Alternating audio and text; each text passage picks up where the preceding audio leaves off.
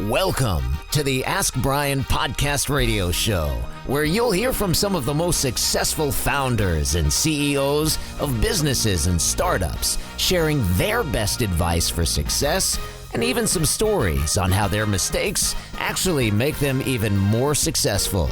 Now, here are your hosts, Brien and Tracy. Welcome. You're listening to the Ask Brien radio show on KHS 1220 and 98.1 FM. Well, for those of you who have never listened to the Ask Brien show, you're in for a treat. But for those of you who have listened, I guess some of this you may have heard before. People want to always ask, why Ask Brien? Your name's Peter. Where did Brien come from? Well, try to get a domain name nowadays. It's not so easy. Anyway, we also have a reason. Ask Brien has a number of E's in it, and we ask all the time, why is Brien spelled with an E? Because we're not Irish, although Patrick is. I am Irish. But he's not an O'Brien, and he's not from Ireland, and he doesn't go to the pub every night. No, Maybe he does. I don't know. I do not. Do you go to the pub every night? No. How often do you go to the pub? Would it shock you that I've never been to a pub? Yes, like a restaurant pub, but like not a pub. That would really shock me. You never have fish and chips either, huh? I've had fish and chips before. But not from a pub. Not like authentic fish and chips, but I've had fish and chips. Well, you should do that sometime. I should. Yeah, what are we talking about? Now I'm hungry. Go to Sparks. All right. Junction City, Kansas. All right. That was the founder we were just chatting before we started. Are you going to pay for his flight? We'll drive. Road trip. I think it's like 9 hours for me. Peter's got it. I don't know. It's a little more than 9 hours. Anyway, Mr. Patrick, because I know you have a lot of things on your plate. Yes, you're talking about what is going on with the E's, right? Now that you're like a supervisor or whatever, what do they call you now? Just engineer extraordinaire, I guess, is just what I'll just call myself. The double E's? No, Patty, you're executive engineer. Executive engineer. There we go. Tracy, Yes, are you going to pay his increased salary? That's not my responsibility. That's my goodness. We'll have to take it I out. just show up here. I don't. We're going to have to take it out of your wages. Show up. Tracy, we're going to take it out of your wages. Okay, Patty, We've been paying you way too much. Anyway. Patty, really scared. I'm always scared. But anyways, the E's have to do with a number of themes that have to do with Ask Brien. And some of them being, well, he wasn't being very empathetic with our situation. I was totally empathetic. Was he? Of course I am. And we already went through this how many times? Your shoes, my shoes? Mm-hmm. I mean, I'm a size 13, you're a size... 8. I was going to say 7, but close enough. Shops in the kids section. Well, that's exactly why you can never, ever fit in my shoes. Right. Fair. So therefore, you can't empathize with me. Why should I empathize with you? That's not what that means, but you know what? I think so. Whatever. Why are we talking about the engineer Emily? Because she's back. Hi. She hasn't been with us for a while. I haven't. No, she missed 2 shows. And Peter didn't even care, but I actually missed him. Really? Where's your dun dun dun? It's Dun, dun, dun. it's sleeping right now. There we go. That was me. But there, let's see, we have empathy. We have education, because we are very educated on It's the not that we're aspiration. very educated. We try to educate our And listeners. you didn't let me finish. I was Well. going to say that. Well, educated sounds kind of like a pompous, whatever. I can't use those words on here. Educated. Oh, I went to Harvard, so therefore I knew something. Doesn't matter. Oh my. Well, I think I have a new E. How many energy drinks have you had today, Peter? 0. He does can have only a soda right in front of me. No, though. it's I see an that. iced tea. Mm-hmm. That doesn't start with an E. It has an E in it. Yeah, that's fair. Speaking of education, we should congratulate all of the 2022 grads. Yeah. Why, did you graduate? Yep. No. I graduated last year, but still. Oh, man. Outside of that, we clearly have excitement today, and Peter's favorite. Enthusiasm! I'm so sorry. Oh, Well, that's because I got excited. you did get excited. And don't forget Tracy's favorite word. Oh, well, where is that grease lightning? Because we're electrified. Woo! There we go. Woo! Bring me that grease lightning. Well, no, it's the movie. Yeah, okay. I'm not. Oh my. See, Shame. that's why he doesn't go to a pub. He just sits in his backyard and drinks grease lightning. Did our guest leave yet? That's pretty cool, actually. I mean, ran for the door. Ran for the door. He's going, Tracy, what did you get me into? I think he went to that pub that he told us to go to, Sparks.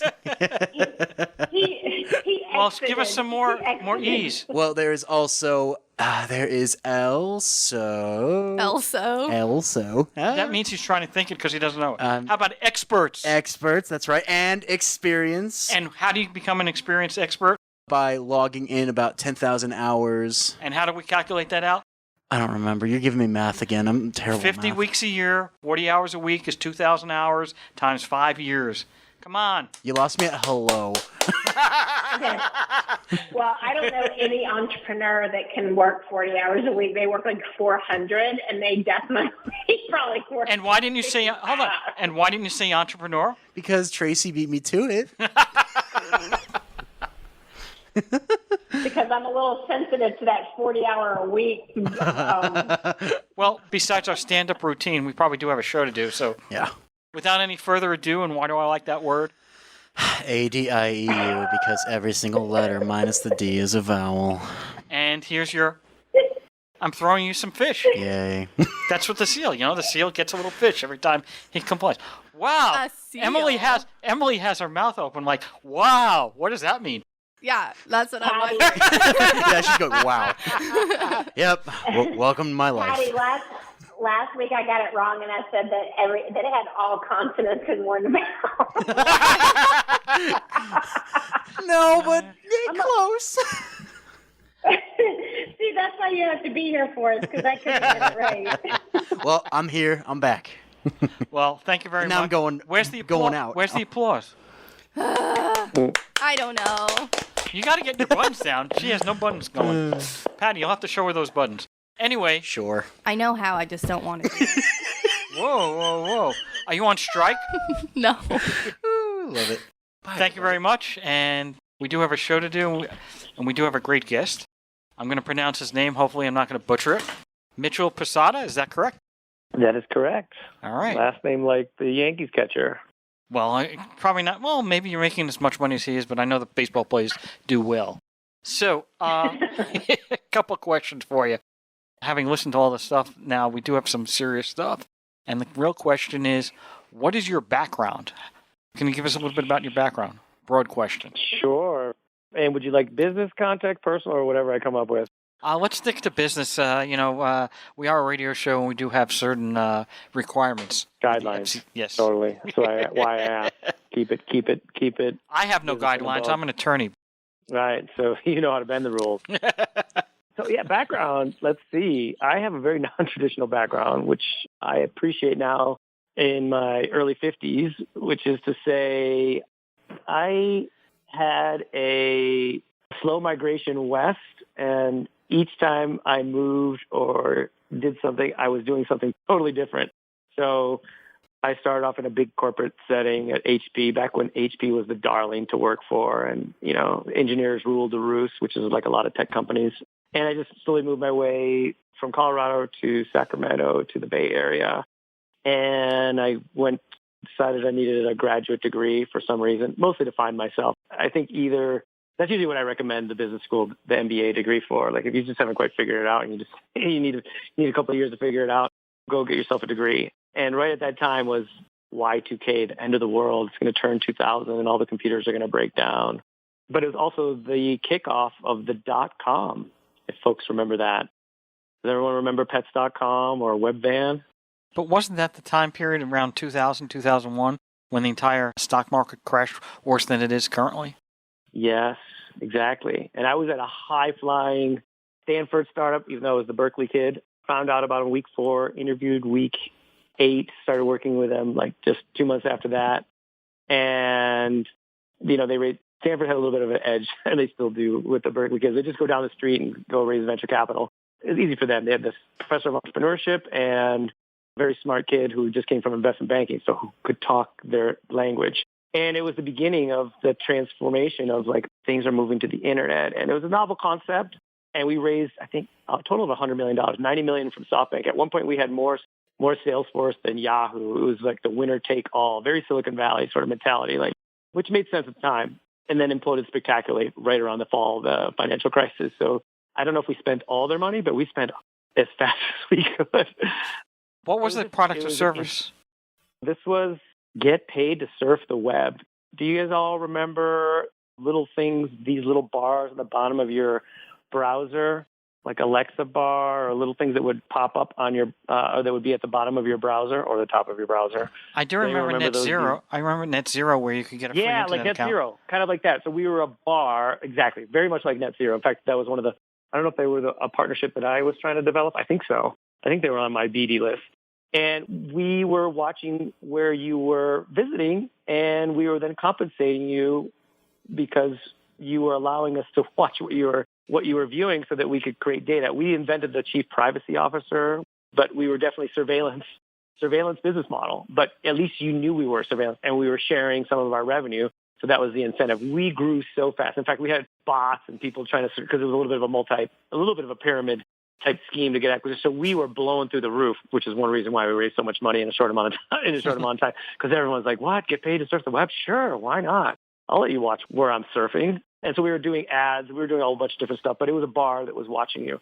But we were trying to be cognizant of it. But it was that whole Web 1.0 free for all, and I had not having experience except for building a few websites. I didn't know any of that. So for me, it was like, hey, this is kind of a new economy apparently. And so I was so thankful that I got that opportunity to participate, even though it was kind of a short-lived flash in the pan, because yes, the market crashed, and a lot of those companies just completely went under. So basically, when you're referring to these issues, it sounds to me like it's like cookies, right? The information that you're collecting were cookies. Yeah, we were collecting cookies, cookies, and then just serving you. I mean, kind of like what the web is now, like very ad targeting. But we were just trying to do it with you, knowing full well that you know we were doing this, and then you get to profit from it. And some people are making a decent amount of money at this, because if you recruited people, some of their revenue you would get. Hence the viral multi-level marketing approach. So we kind of had a little bit of a weird reputation at the time, but I really didn't care. I was just like, okay, this is the mechanics of how you do growth acquisition. And we were spectacular, which is why we raised $90 million, like in a short amount of time. But it imploded spectacularly, and we had a lot of bots and all sorts of issues. Anyways, great learning experience for me. But I would say it ruined me, because then you're like, okay, this is what career is like. You get to wear multiple different hats. You get this, opportunity for explosive growth. So you're just challenged all the time. And so super exciting, especially someone early in their career. And then I just stayed in entrepreneurship in some fashion, either advising or doing them, or what I'm doing now, advisory team as a service for venture scale, mostly tech entrepreneurs, what I'm doing now. So were you basically, most of the time you were a consultant? Yeah, I would say if I average it out, probably more time either advising, consulting than on the entrepreneurial side, but about 50-50. I would say about half and half. How many companies have you founded? I would say 3 that were of the startup variety versus just advisory consulting of my own. And then I participated in like 3 others, so about 7. And then exposure to a lot, because once you do advising and or you do consultants, you feel like in some cases you experience what they were experiencing, which is the current ride I am now. It's like I feel their pain and or their joy. So it's like I get to relive the pain and anxiety. I guess I'm just now more used to it. So what parallels do you see now with the, not necessarily just the stock market, but from 2001 when the market was crashing to now 2022 when we've got a little bit of a bear market going on? What do you think is the same and what do you think is different?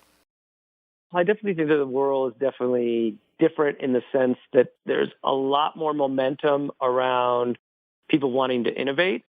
So both from the entrepreneurial perspective, there's a lot more capital than there is now, and there's a lot more learning than back then. Back then, it was just like there's a reason why most of the things were getting funded in the Valley, which is where I was, because they were more used to experimental. We get it. We don't know how you're going to make money yet, but wow, you guys got a fantastic growth. That was the company I was with.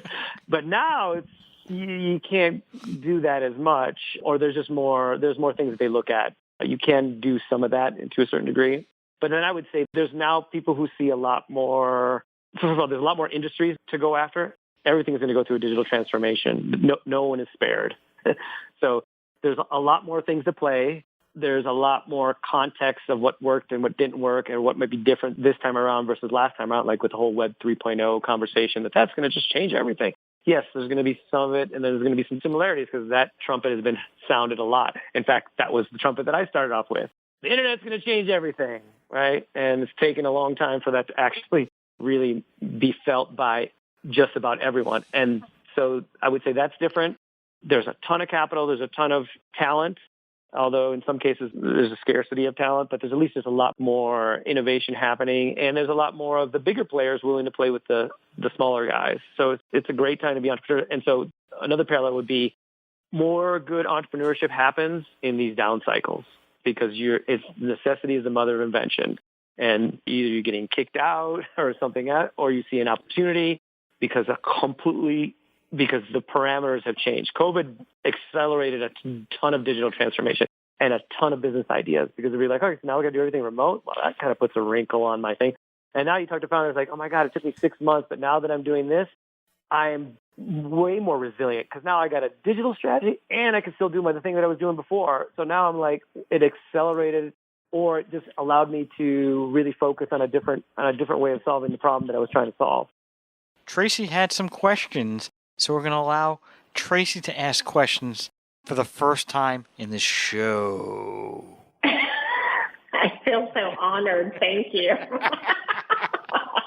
So, Nick, I have the pleasure of actually getting to work with you in your founder advisor capacity, which is such a pleasure. And I really appreciate your insights and all the things that you do to keep me inspired and motivated as an entrepreneur.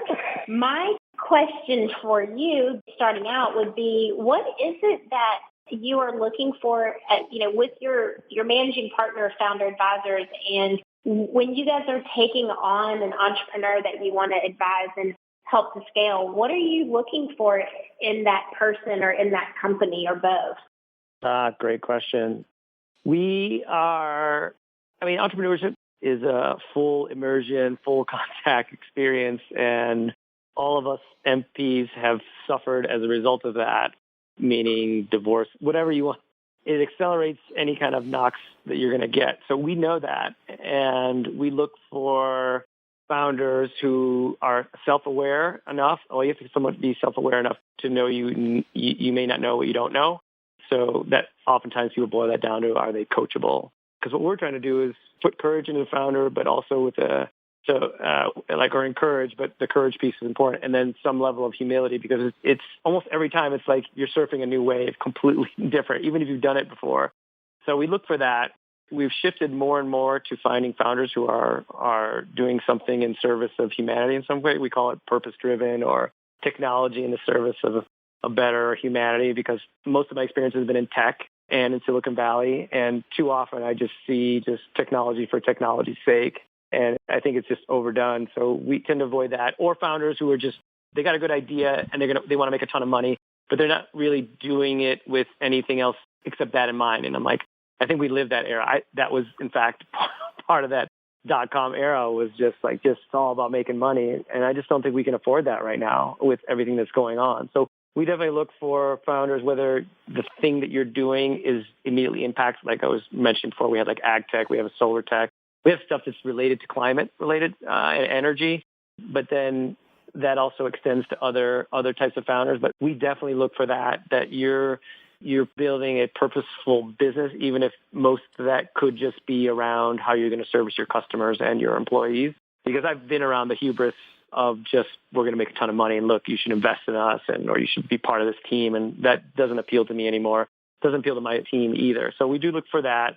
And then the idea, we're not necessarily trying to be investors at this. We do want to make sure that we're only taking on clients that we feel has a reasonable chance of success, so that we know our time is worthwhile.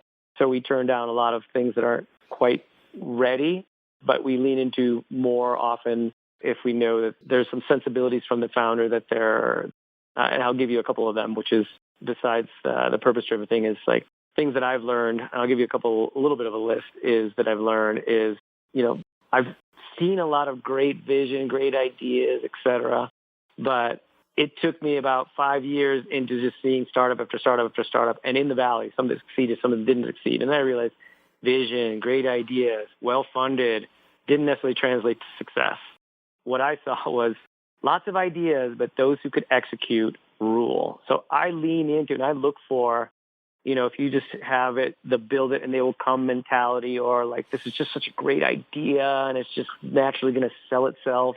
I've seen that backfire so often that, like, even with rock star teams, that I kind of discount it now, or I bring it up, or I try to fish for that in the early conversations with the founders, because I do think it's hard to get away from that. It's a grind in some fashion. And what we're trying to do is make it so it's not so much of a grind, so that you can be your best self. Because I've been in advising some entrepreneurs where it's just like, as soon as shit hit the fan and or they started experiencing more than a couple months of just not good news or whatever, founders can become their worst enemy to their team and or to their investors or to their customers, and they can do almost, illegal things, things you would not want to see do. And I'm just like, we do not want our founders to go through that. So we got to figure out a way to get you to relax or just focus on the things that you can focus on.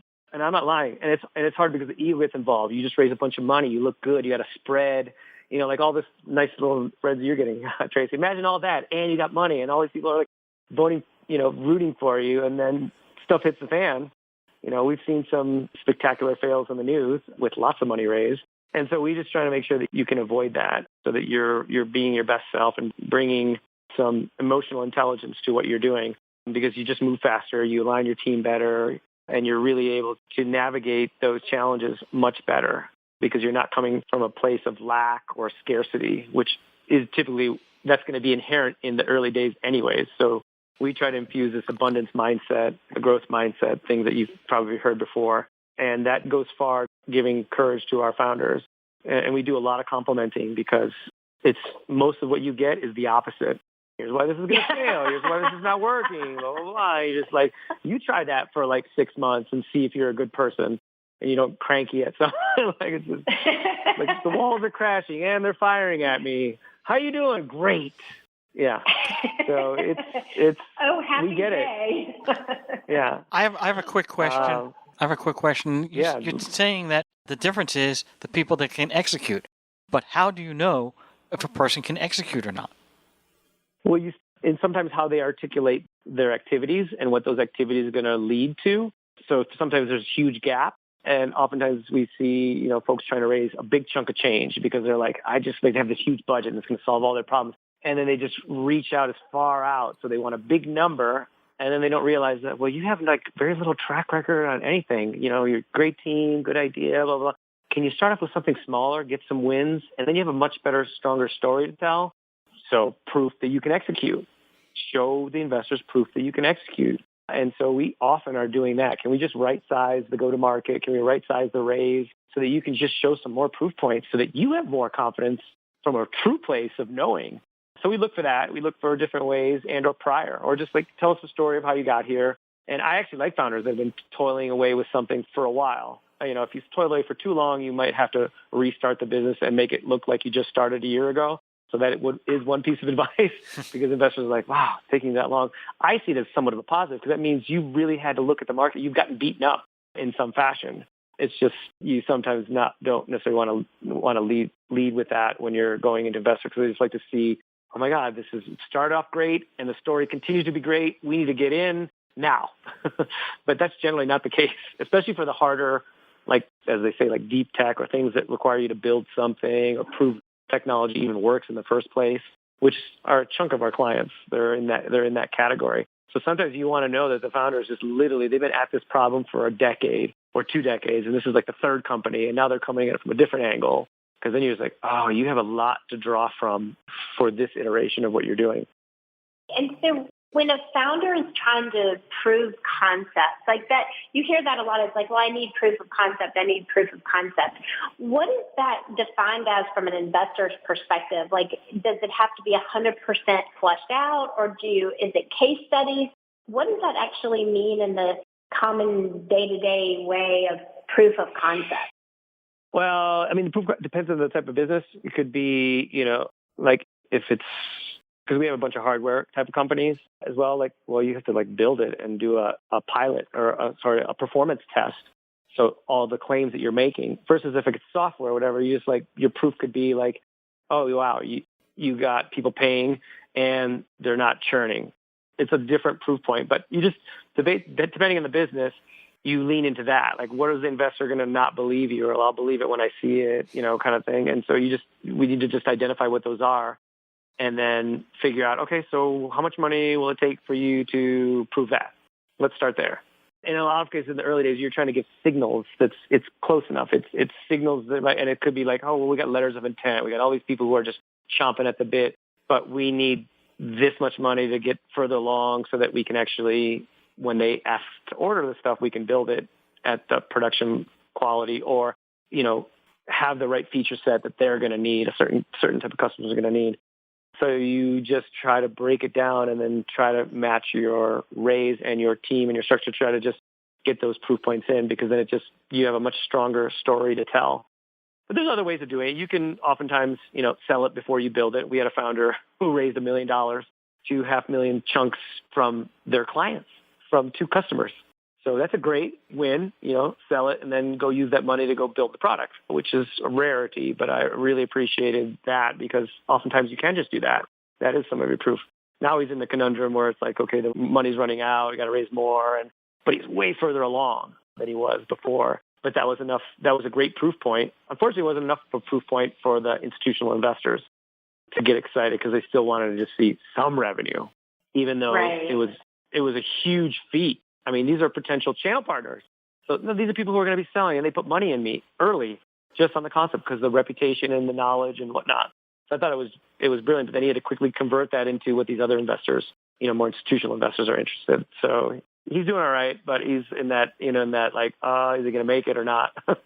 Well, and that's interesting that you brought that point up because my next question was going to be, what are some innovative things that founders can do to build a bridge between maybe they're not quite ready for the investment raise yet, but they're far enough along that they need to get to that next level, whether it's expanding their team or investing in marketing strategies to grow their customer base. Like they've had the proof of concept, but they're not quite there for the big investment raise.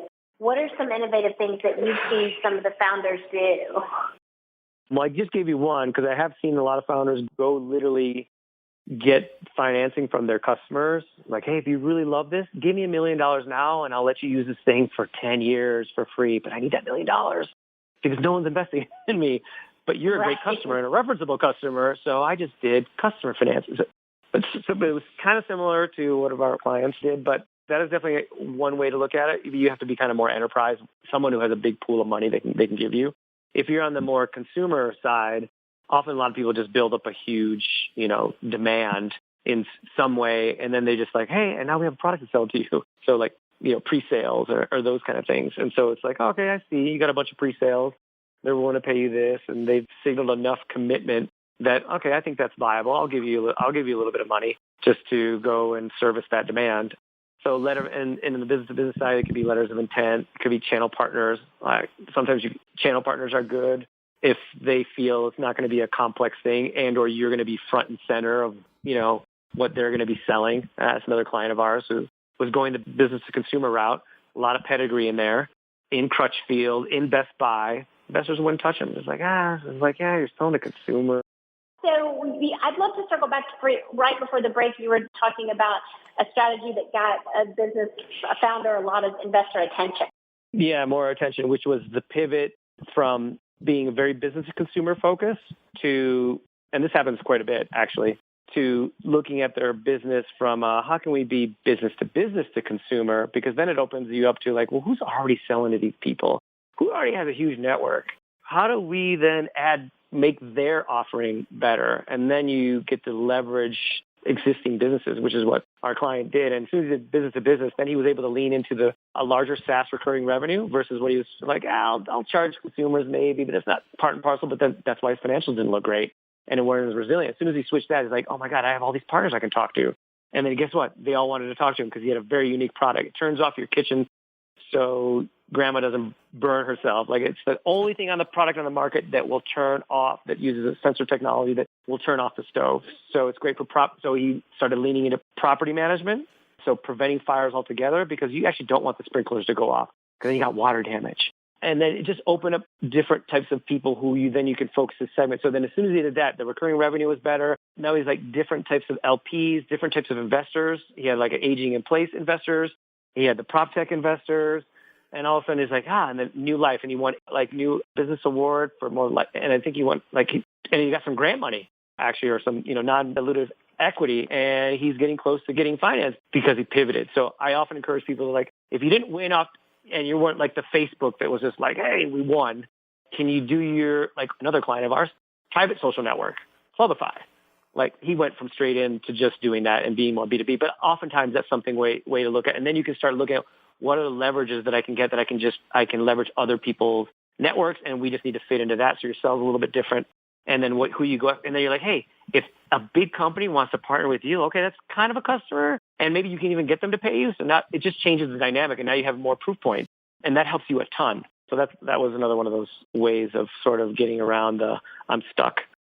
No, and that's really exciting. And I think that's, again, a way that you can think outside the box to continue to self-finance until you can build that bridge to the possibility of getting that investor funding, because then you can bring in, we use the word branded partnerships, or being able to leverage those larger, more recognizable brands in your space. And if they are respecting you and aligning with you, that can help elevate your visibility within your industry. And that's something that has worked really well for Producer Podcasts that we really appreciate with our branded partners. And it's very interesting to hear about switching from a business to consumer, business to business pivot as a strategy to be recognized by investors, because not only is it obviously great for their revenue, but also good for their long-term prospects of being able to scale. So that's really exciting. So if we have a founder out there listening today, I feel quite sure, who would really benefit from wanting to get involved with foundersadvisors.tech, right? Is that your website? Did I get that right? Yep. And you got it right. Founderadvisors.tech. What would you say to them? How should they reach out to you? What's the best way to get on your radar?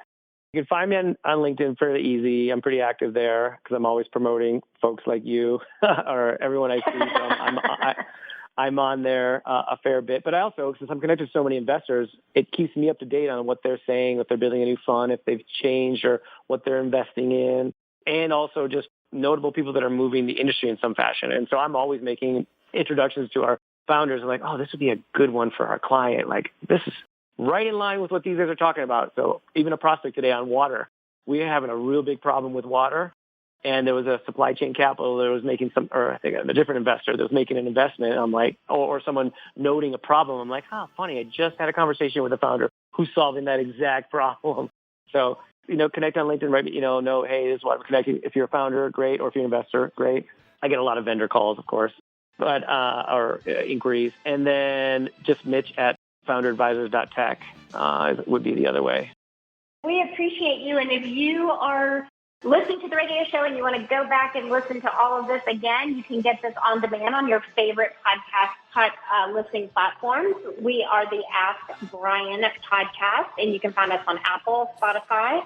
And we always appreciate it if you find us and follow us. And we also even more appreciate it if you head on over to Apple and leave us a 5-star review for the Ask Brien podcast. Thank you very much. Thank you, Mitch. Thank you, Tracy. We'll be right back next week. Thank you for tuning in to the Ask Brien radio show. You can listen to us every Thursday on KTHS AM 1220 and FM 98.1, or via Facebook Live, or anytime wherever you listen to your podcasts. Visit AskBrien.com to join the conversation and ask us your business questions, and we'll answer them on our next episode. That's AskBrien.com.